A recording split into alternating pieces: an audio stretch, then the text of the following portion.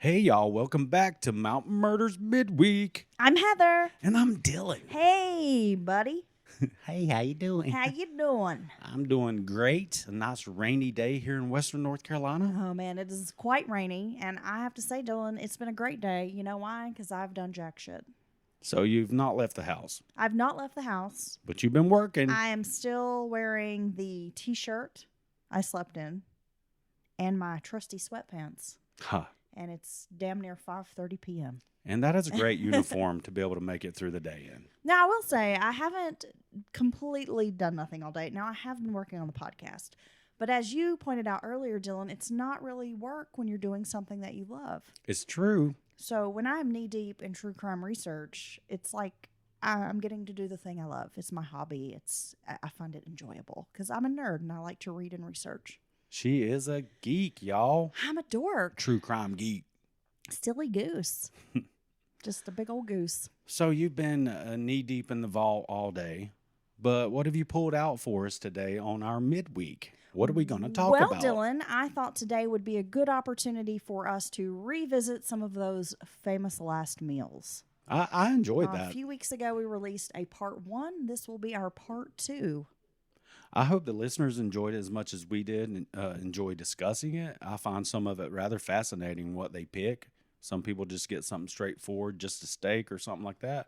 And some of these guys really go out of their way to be an asshole one last time on the staff and stuff like that. Now, I must say, then in some cases, the state has the last laugh and is like, you know what you're eating tonight? Here's your bologna sandwich. Enjoy. Here's some bologna sandwiches and some Tang. We found the last jar of Tang. Do people still drink Tang? We were walking around the grocery store and I was pondering whether or not Tang exists anymore.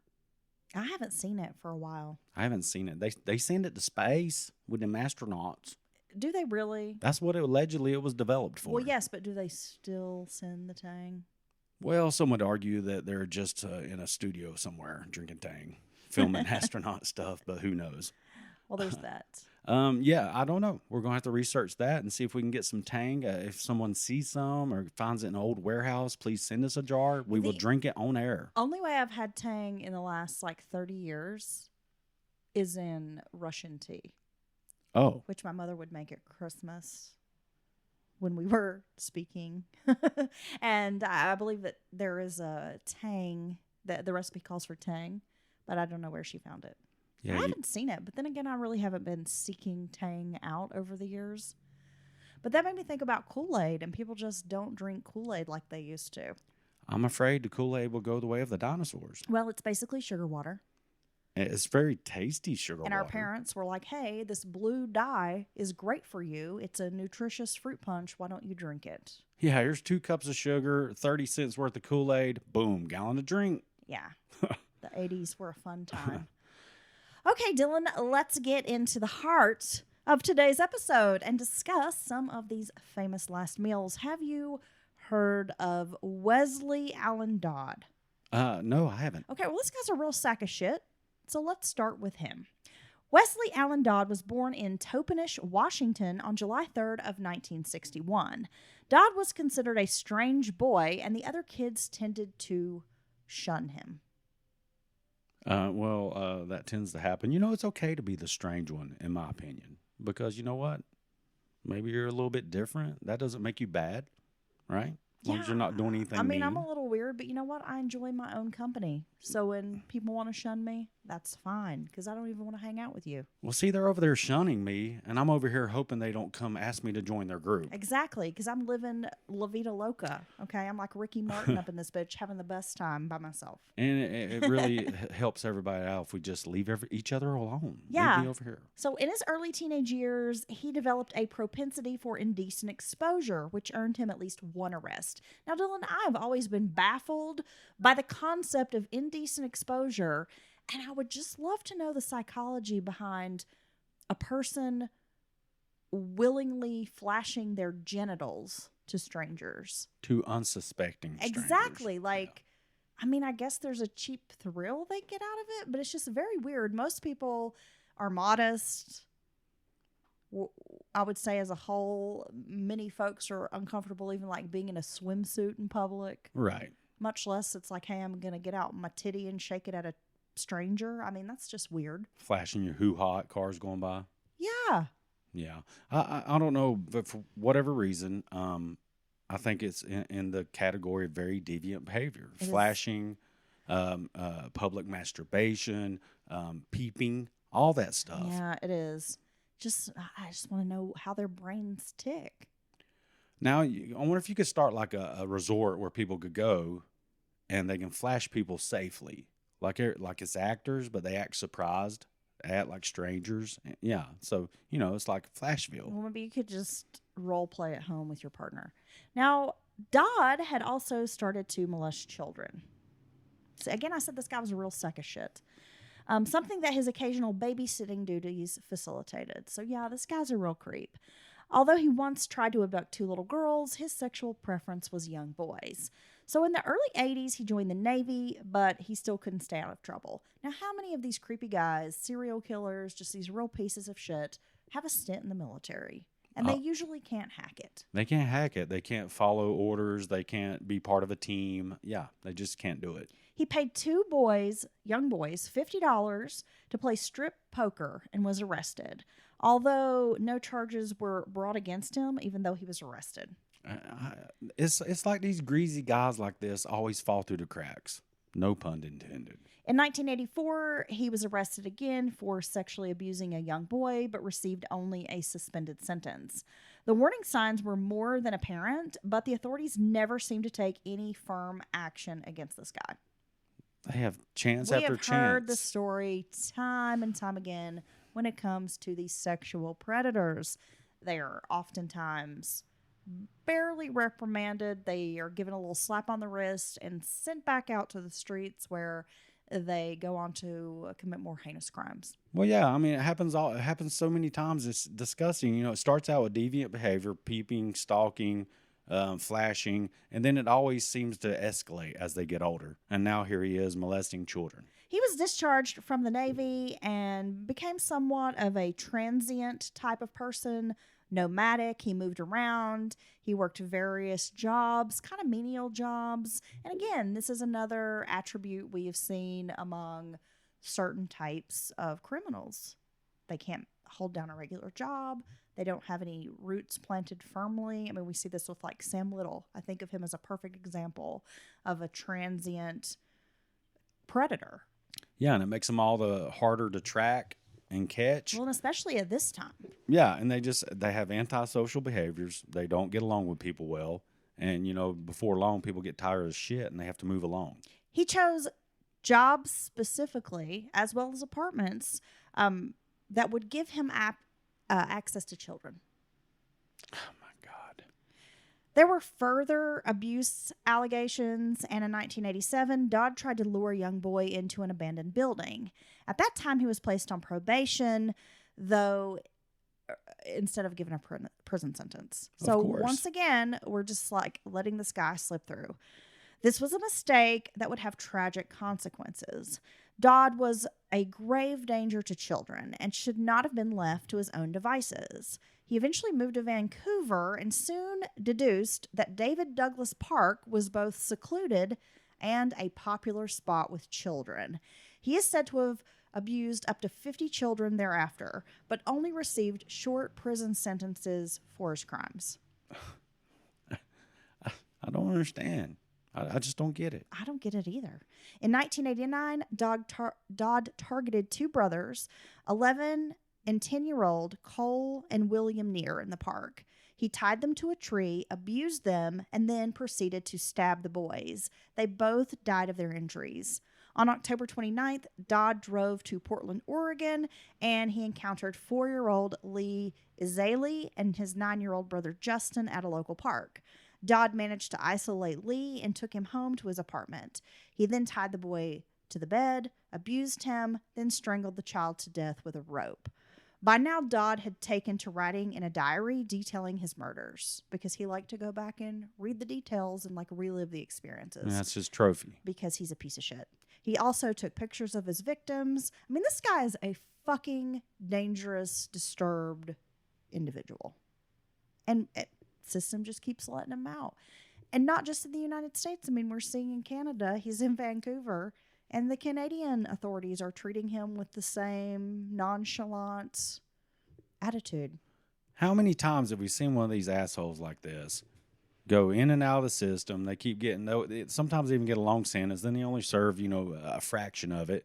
And then all they learn from it is how to be a better criminal, how to not get caught, or what they think will help them not get caught. Hey, last time I left my victim alive and they were my witness in court against me, so next time I'm going to kill them. And then they progress and they graduate into a full-on child predator monster killer. We've seen this.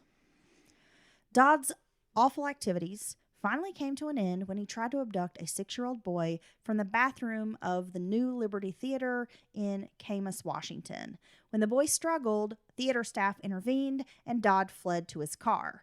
The boyfriend of the boy's mother arrived at the scene and noticed that Dodd's car had broken down just a few blocks away. Nice. He managed to detain Dodd, holding him in a headlock until police were called. Under questioning, Dodd eventually confessed to the murders and, of course, the attempted abduction of this child. When they searched Dodd's house, the police found a torture rack. My God. His diary with details of all the crimes he had committed, the underwear of one victim, and various photographs of children. And you can imagine what kind of sick photographs these were. Dodd was charged with first-degree murder in the deaths of the Neer brothers and Lee Ezelli, plus attempted kidnapping of the other child. Now, despite his earlier confession, he pled not guilty to all charges, but then later changed his plea to guilty. In 1990, Dodd was sentenced to death for the murder of the Neer brothers, as well as for the separate rape and murder of Lee Ezelli. Dodd, under Washington state laws, was given the choice of hanging or lethal injection. And he chose hanging, as he felt it was appropriate that he be killed by rope, as he had murdered one of his victims by this method. I agree with him. He was finally executed on January 5th, 1993, at the Washington State Prison in Walla Walla. Now, for his last meal, does he really deserve a last meal? No, his last meal should be a kick in the teeth. I was going to say, his last meal should be my foot up his ass. So for his last meal in this mortal realm, Dodd ordered broiled salmon and potatoes. Now, that's different. He must have been health conscious. Apparently, he was a seafood fan. So he ordered the broiled salmon. We haven't really had anybody order seafood yet, besides, I think, maybe some shrimp. Dodd's last meal must rank as one of the healthiest that a prisoner's ever chosen, Dylan. So it's interesting that you pointed that out as well. I mean, as we've seen, they usually go for like steak, ice cream, sweet, baked potato, smothered fries, just, gooey pizza, something like that. Anyway, there you go. I guess salmon and potatoes, I would describe that as what? Like a good rustic meal? Well, I mean, I don't know how crazy they get with the seasonings up there in the penitentiaries, but I'm going to think that's almost bland unless it's well seasoned. That's the way I would look at it. Well, maybe he requested well seasoned. Okay. All right, let's talk next about Albert Fish. Now, Dylan, that is a name you've heard. You know what I like best about these Last Supper stories is I always know these assholes die. Yeah, at the hands of the state, which makes me happy. Honestly, because these fuckers deserve it, okay? I'm sorry I had to have a sip of water. No, what matter where your position is on capital punishment. People like this is why it's there. This is why we must. People like this deserve to die and be removed from society. I'm sorry. Let's talk about Albert Fish. I will eventually be able to move my mouth in an appropriate way today. Now, he was born in Washington, D.C. in 1870. If every generation has its boogeyman, then it could probably be said that Albert Fish took on this role in the early part of the 20th century. But hell, for a lot of people, he's still the fucking boogeyman because he is just one of the worst criminals ever. I could only imagine when this story broke and he was first finally caught and discovered what he'd been up to. I'm sure people were just taken aback. He allegedly sexually abused over 400 children and tortured and killed others. And we will never exactly know the extent of Fish's crimes, but this guy is a sicko. Albert said his greatest pleasure in life was to inflict pain.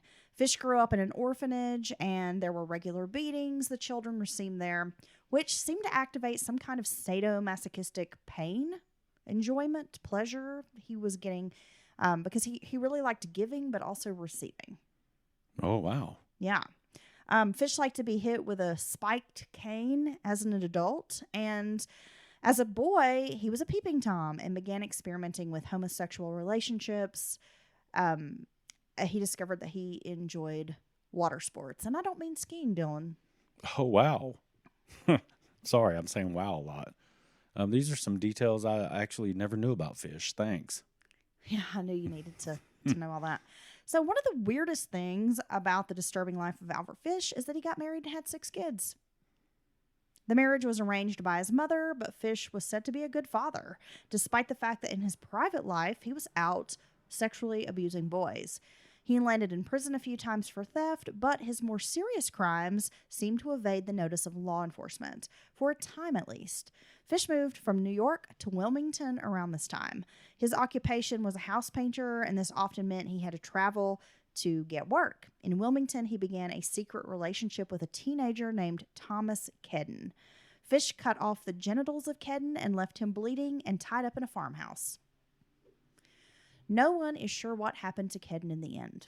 Now, Fish claimed that he killed and molested other children in a period of time that followed. There was an incident where he stabbed a mentally handicapped child, and he also killed a child named Francis McDonald.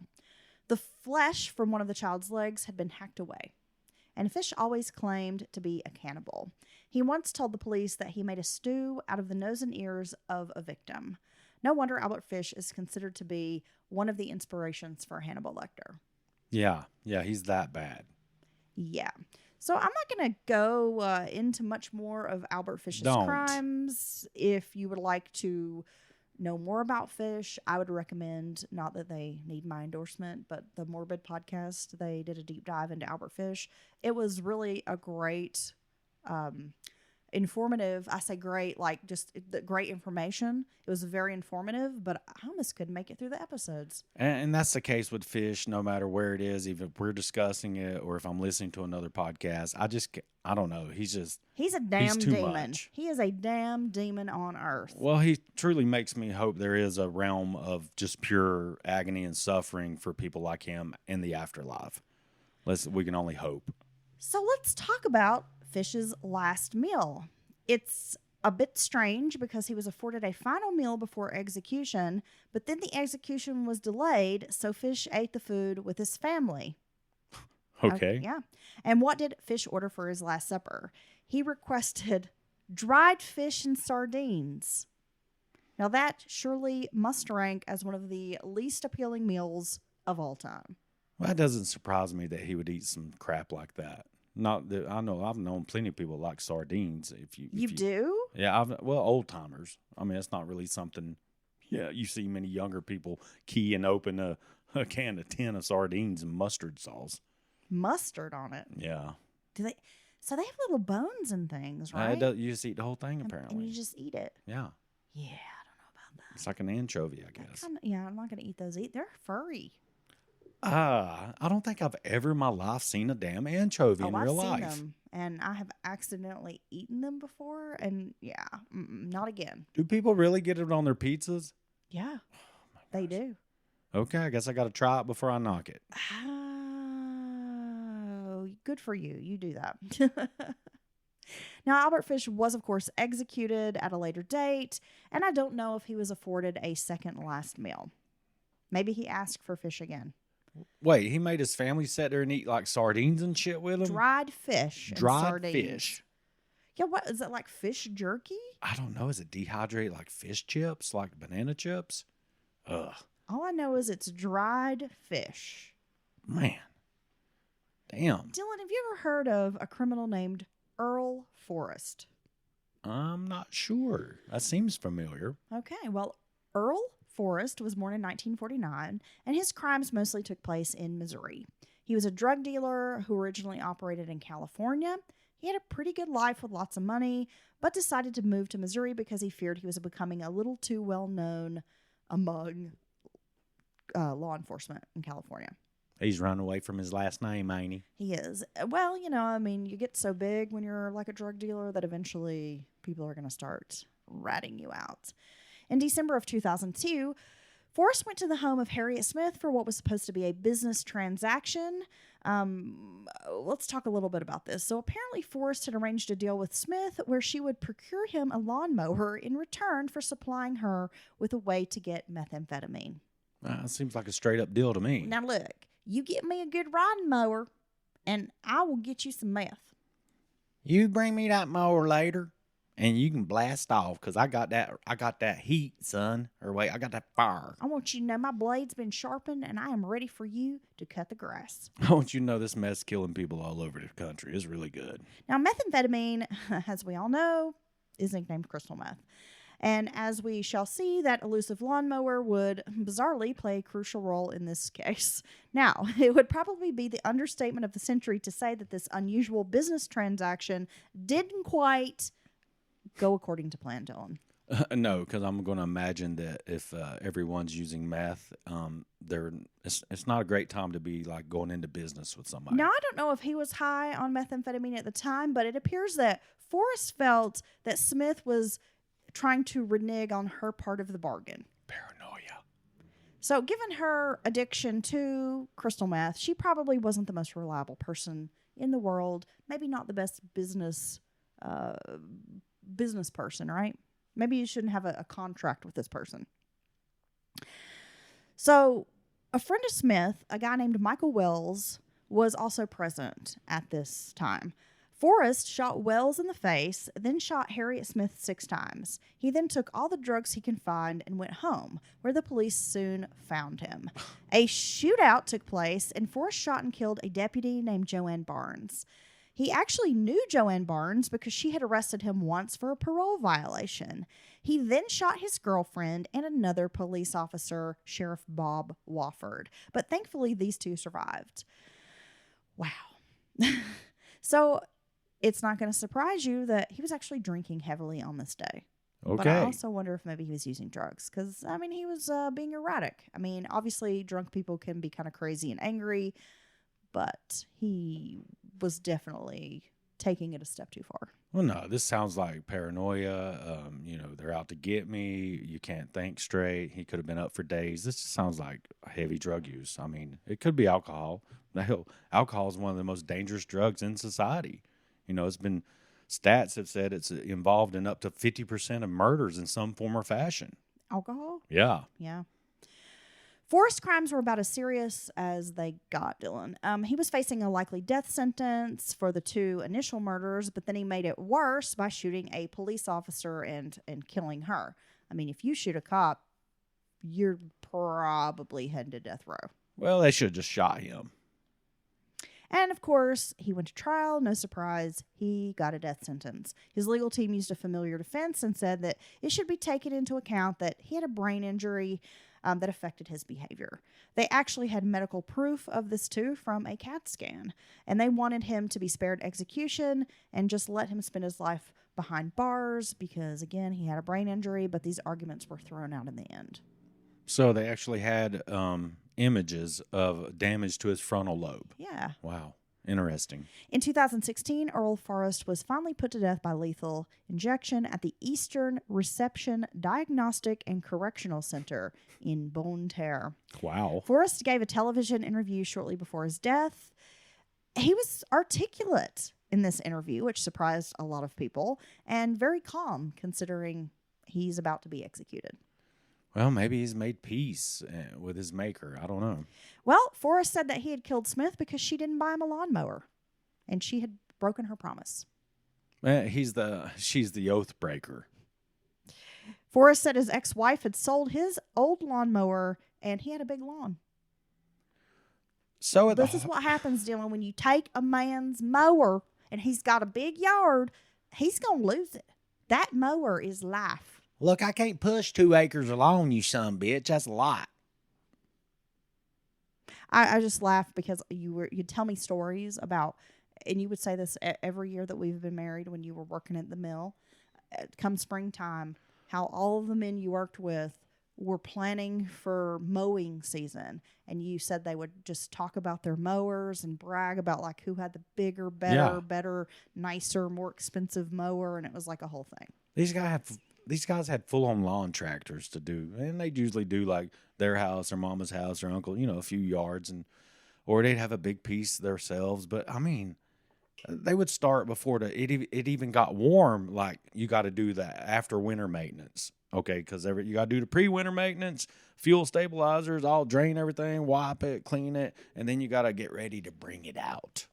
You got to get ready to make your neighbor look like shit because you got to run out there and cut the grass when they're not there. And it looks like they're not keeping the yard up and they hate their kids. Do you think that's a misconception that men love yard work, or do you think that they feel like they have to, or are we all just under the notion that men love it? I think men like it. I mean, I enjoy cutting grass. You get it all done and everything's nice and fresh. Weed eat nice, blow everything off. I mean, I say men. I think we, in our heteronormative society, assume this man takes on this traditional role of cutting the grass. But I have to say, I enjoy cutting the grass. I like using a weed eater and oh yeah, cleaning and gardening the yard up. we keep getting lucky somehow since we've been together, and we always have someone else cutting the grass. Yeah. I don't know how we've done that because we are not rich by any means. Thank you, renters, landlords. But I must say, is predominantly the male's territory, or whoever does the grass, they enjoy doing the yard work, but it's also like their space. And so you got some people want to make it look the best. And I see someone with a really nice yard. It's nice. Makes their house look great. Though I think it's ridiculous how much money and effort we spend in like keeping lawns. And now there's a whole movement to go back to natural, to have like clover yards and let the edges grow up for the bugs and the bees and all that stuff. Yeah, see, that's kind of what I would like if we were homeowners, Dylan, to do a more natural yard with flowers, wildflowers, that kind of thing. I've seen some really nice ones, and one of the things is they replant the entire grass area with clover, and it only grows so tall, and you don't really have to get out there and cut it all the time. Some of that looks pretty nice. I like it. But it's also a reason to stay out of the damn house. Well, it's so I can be like, I gotta go do the yard, and then you're out there for 12 hours drinking beer, bud, in the garage. That's it. That's why you like it. I just told I don't drink cut grass. I'll drink garage. beer without cutting grass. But I'm telling on you fellers and gals that cut grass too. And that's what happens with the grilling. I'm gonna let the secret all the way out. You think he's done something for you by working on this butt for 18 hours. He's had his personal space for 18 hours. Nobody's fucked with him because they don't want the food to be messed up. Yeah. Okay, so nobody bother Dad when he's on the mower. Or grilling. Yeah, or grilling. Okay. Just make sure he has a fresh beer. Or when he's fishing. Or make sure she has a fresh beer. Just kidding. Okay, so Forrest said that he knew Smith was taking him for a punk, and he was not going to stand for that. Oh, I showed them. I'll spend the rest of my life in jail. Yeah, Forrest said that he liked Michael Wells and had some remorse about actually shooting that guy. He didn't have any remorse about shooting Smith or Deputy Joanne Barnes. Wow. So I guess maybe if you promise you're going to buy somebody a lawnmower, you should follow through with that. I don't know. Last meal for Mr. Forrest. This is such a dumb reason for bunch of people to be dead. And then a cop just doing their job. Look, I don't think people horse trading for methamphetamines are the most reasonable, smart, business savvy folks, Dawn. You just got to do like that one lady. Get the baby deers, train them with meth, and then have them steal shit for you. Yes. So Earl Forrest, he had a more traditional type of dinner here, Dylan. He had a steak and some pasta. Now, I can get down with this. He also had some sliced tomatoes and cucumbers. I like it. He also asked for a fruit plate with his meal. I like the actually fresh. more of a fruit platter, if you will. Like he wanted the nice selection of all the fruits. I like all the fresh fruit and vegetables. That's what I think that's enjoyable, especially in the summer, right? It's like a taste of summer. For his dessert, he had a piece of chocolate cake, and he was not a soda person, so he followed up this meal with some milk. Ugh. Well, he's having chocolate cake. He should have some tea or something. Shit. Well, okay, the milk with the cake makes sense, but milk with steak and fresh vegetables, that doesn't really work for me. Now, let's talk about one more very famous criminal, Ed Gein. Oh, gosh. I imagine he wanted to eat somebody for his last meal. Yes. He was looking for a leg of lady. I'm like, can you bring my wife down here? That's what I want for my last meal. Oh, gosh. Yeah. Stupid. Hey, make sure she jogs around the compound before she comes in there too. Well, I'm not showing up because you know what? I probably can't find something to wear. That's true. Okay. Ed Gein. He was born in Wisconsin on August 27th of 1906. He was known as a ghoulish grave robber, and that's part of what made him infamous. Gein was especially close to his mother. Her name was Augusta Wilhelmine. They had a bond that would leave him in a state that some might call mentally fragile when she died. The family lived on a very isolated 155-acre farm in the town of Plainfield, Wisconsin. Ed Gein and his brother Henry only left the farm to go to school. From what has been told about their mother, she was deeply religious and very strict. And that always makes well-adjusted adults that grow up in that environment. Yes. Don't you think so? No. They're all going to laugh at you, Carrie. Yeah, I mean, I kind of imagine his mother was like Piper Laurie in the Carrie movie. Man, she was such a asshole mom, right? Yeah. Well, these boys were not allowed to make friends. They had it drummed into their heads that the world was a wicked place, that they should avoid as much as possible. You'll be infected by evil. They were told that women were whores. All women were evil whores except for their mother. Oh, wow. Okay. So, as they were interested sexually, growing up, curious, she would beat them, punish them, scream at them. All women are whores, according to their mom. They're all whores of Babylon. Except me. Except me. Okay. George Gein, the father, had died in 1940. Ed and Henry had to do more on the farm after his death, and Ed also picked up some work as a bit of a handyman around town. He was considered rather odd by most locals, but they deemed him essentially harmless. He was even a babysitter on occasion. People trusted Ed Gein with their kids. And almost described him as being like socially awkward and almost kind of childlike. So they just didn't even see him as being a threat.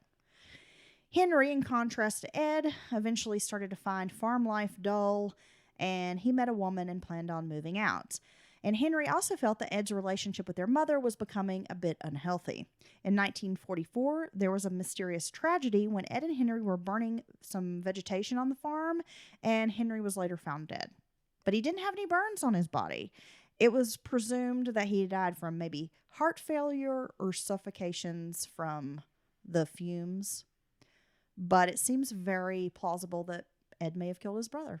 Yeah, it's possible, given the forensic, capabilities and such back then. I'm sure it was just people making a guess, Well, some think that maybe Henry was making statements about their mother and telling Ed, like, it's time for you to move on. Cut the apron strings. Now, was Ed known to have a sexual relationship with his mother? I don't think so.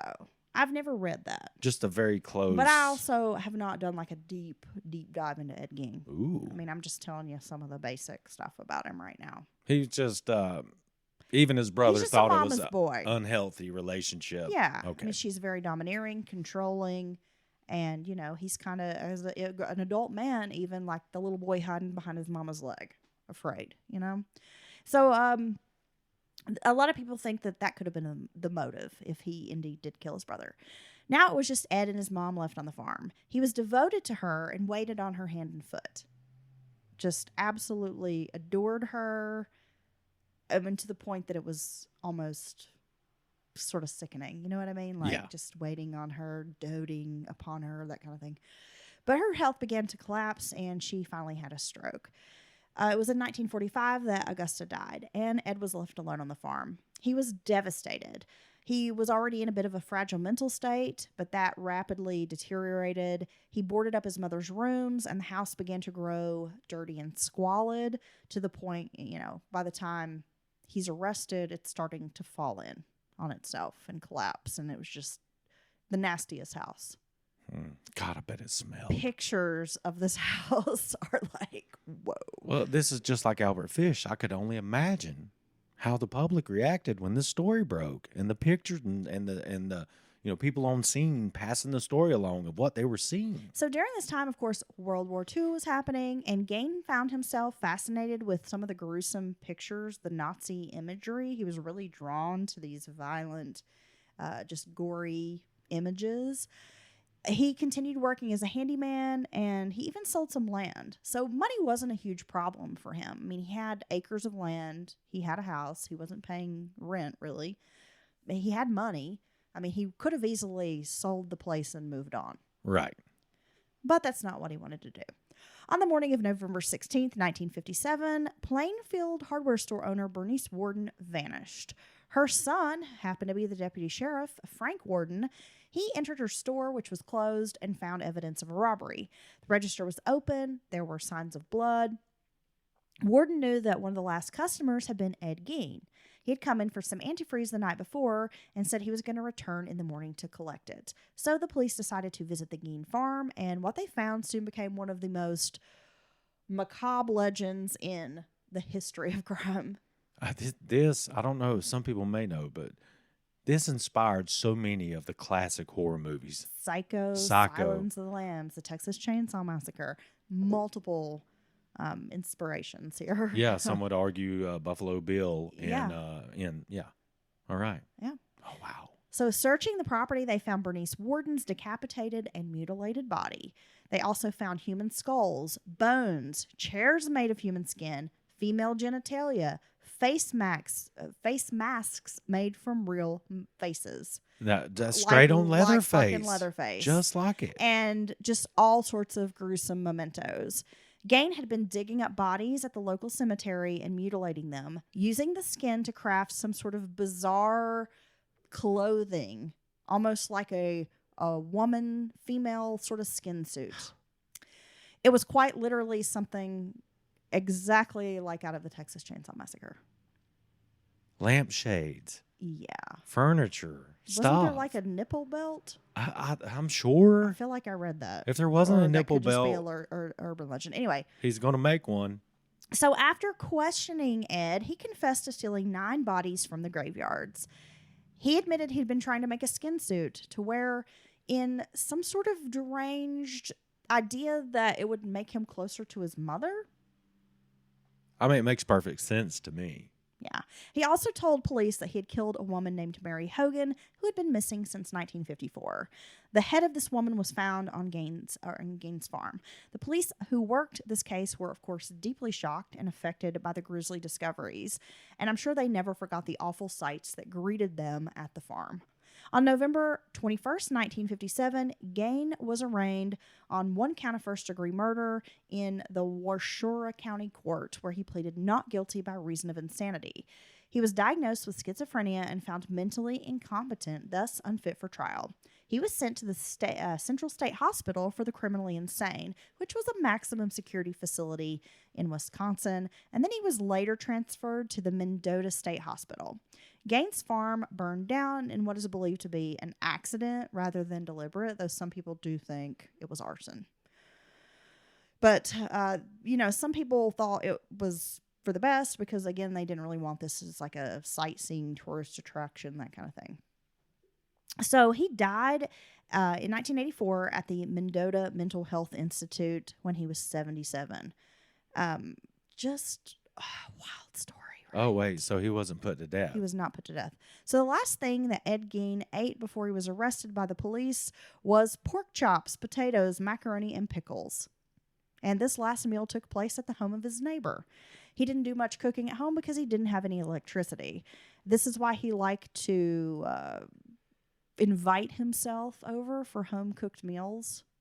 Hey, I couldn't help but notice you're cooking dinner.